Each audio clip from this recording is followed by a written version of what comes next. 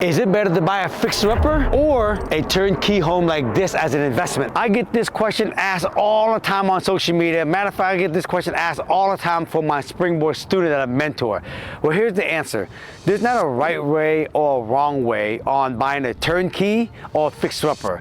Now, it all depends on your situation and then your lifestyle, how much money you make. I got a lot of students that actually make a lot of money. They just don't have a lot of time to go buy property. They can manage contractor and see it through for a couple months before they rent it. They'd rather buy some turnkey and they're ready to go. I got a whole bunch of students that have a little bit less money, but they have more time. And they don't mind actually buying a fixer-upper and then working with the contractor and see it through for a few months and then get it rented. So there's not a wrong way or right way. It all depends on your own situation. I'm gonna give you guys some pros and cons, okay, on buying a turnkey. And these are for the people right here that actually make a lot of money and you don't have time. And it's okay to buy these, but I want you to know this, okay? So here's the pro, okay? If you buy a turnkey, for example, a home like this is like $1 million home right here in Seattle. And if you buy the property, you're gonna have to put a lot more money down, okay? Like probably 30+% just to break even on rent. But the good thing is you can buy this, you don't have to deal with contractors, you don't have to go get hard money lending, you can just go get conventional lending right away, okay? And then you don't actually have to wait and until the house is rehab before you go and put a tenant in it and go and rent it right away. Now again, that's not for everybody, that's for people with money, right? And they have enough money, they can just keep doing this over and over and over and over. Now, the con buying turnkey is that, you don't get to build sweat equity. You're buying the property for it at market value. For the people that make money, they go, I don't care getting 20%, 30%, sweat equity, because I make millions of dollars from a doctor. I make millions of dollars doing this, and I don't mind paying market value, and that's okay. So at least you know that, okay, before you go and buy the property. Because I get people ask me again, Thach, do you think it's a good deal? And I always turn around and go, it all depends on your situation.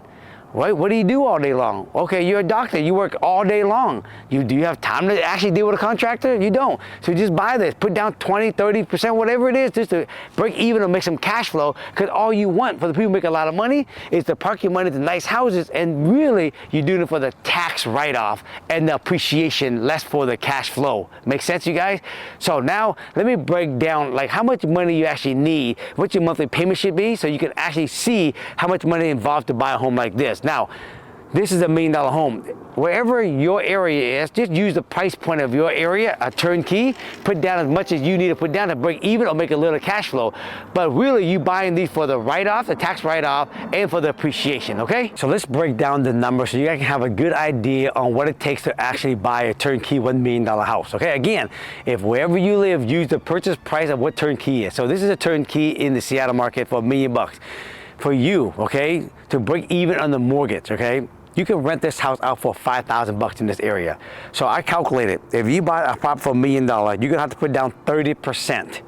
All right, if you put down 30% at 7% interest rate, your principal and interest is like $4,600. Property tax insurance, you add another $400, you're about $5,000. So basically, you put down 30% at today's interest rate, 7%, you're gonna break even.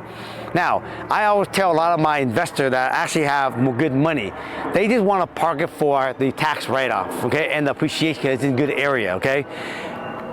In the next year or 2 years, they say interest rate's gonna slowly drop. They say that by 2026, you could probably see rates probably down in the low 5, high 4, and then you can refinance and you're gonna make even better cash flow then, okay?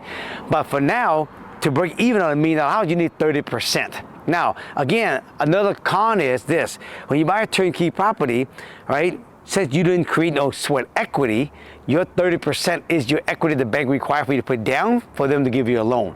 Now, I'm going to show you here in a little bit, when you buy a fixer-upper, when you create sweat equity, a lot of the down payment you can get it back in your own pocket, because the sweat equity you made, you actually can use that as your down payment. But to buy a turnkey now, you see now, those are some of the pros and cons and the type of people who should buy these property, okay? So if you're the person making a lot of money and you don't have the time, go buy a turnkey. It's okay. All right, so now let's talk about a fixer-upper. Who should buy a fixer-upper? Fixer-upper should be someone who basically has a little bit of cash, not a lot, but they got enough cash to actually buy the property, but they got a lot more time. They're the person that don't mind basically taking on a project like this, hiring a contractor to go in and rehab it and spend the time working with them to get the house nice and ready before they can rent the property. Now, there's pros and cons on buying fixer-upper also. Don't get me wrong now, okay? It ain't all as, you know, nice and easy as everybody think it is. There's a lot of work rehabbing a home like this, okay? But hopefully the reward is actually greater than all the headache, okay? So let's go do some pro. When you buy a fixer-upper, the biggest thing is you get to actually create sweat equity. If you buy it right, you should be able to get enough equity in this deal to make it worthwhile. In my opinion, if you're ever gonna do a BRRRR deal, when I'm talking about BRRRR deal, by the time you actually buy the property, purchase price, rehab, and what the ARV is, I like to see at least 25% in gross margin and more to make it worthwhile your time and your headache, okay? Now, sweat equity. Number two, you're gonna buy this property for a lot lower in purchase price, and you're gonna put money in the rehab it. So your all-in number at the end is gonna be less than buying a turnkey property. So when your mortgage is less, your monthly payment is less, and you're gonna have better cash flow than buying a turnkey. Now, the con is this, okay? If you buy a turnkey like this, you're gonna need a good architect that's gonna help you redesign this. You're gonna need a good, reliable contractor that's actually not gonna charge you, you know, massively. You know, you gotta find a good one. You gotta find a hard-money lender. You can't use conventional lending. You gotta use a hard-money lender to actually lend you the money to fix it up first. So you're gonna do one loan, and then when you get done, you're gonna refinance it into conventional loan. So you gotta do this process twice to do this, okay? And then at the end of the day, you gotta manage the contractor, right? And make sure they're on top of it. And you can't rent the property out until basically the house is done. So you'll be making payment every month until the property is done.